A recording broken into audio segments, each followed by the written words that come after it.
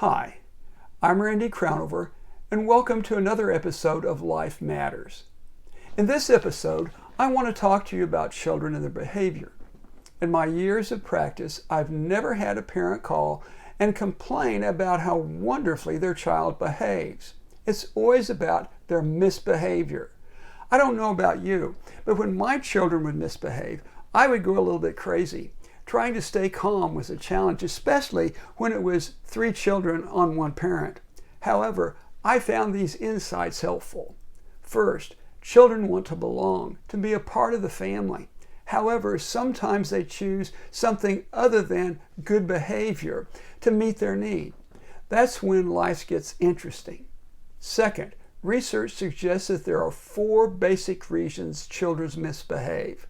First, children are vying for attention. In fact, some days, even most days, they appear to be attention magnets, wanting far more than we are able to give. As parents, we like it better when they find positive ways to get attention. However, the most bothersome to us is when the children find negative ways to get attention. A child may decide to act aggressively, doing something that is obviously annoying. Sometimes the child will act passively, refusing to do anything you ask. In either case, the child is acting or not acting to get your attention. Nothing more, nothing less. Second, children will misbehave in a struggle for power.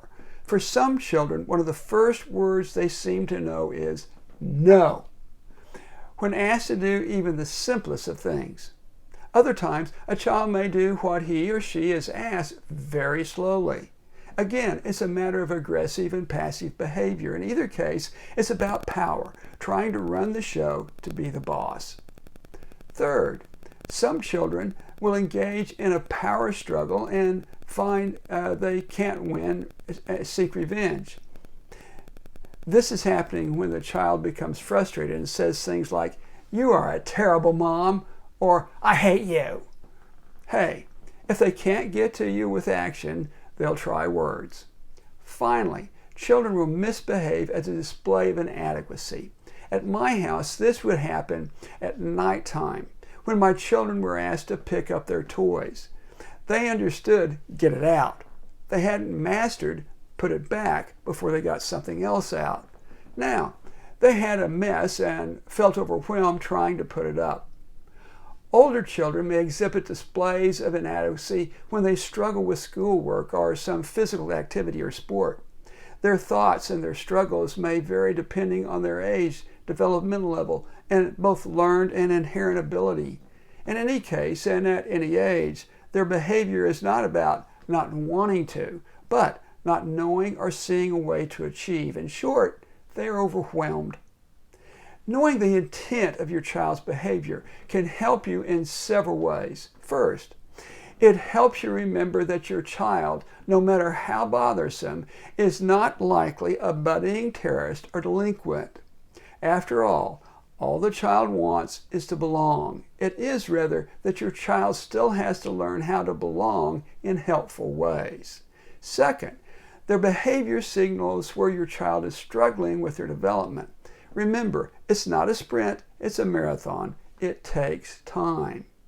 Third, their misbehavior is a signal to you to be mindful of 3 things. First, check your feelings.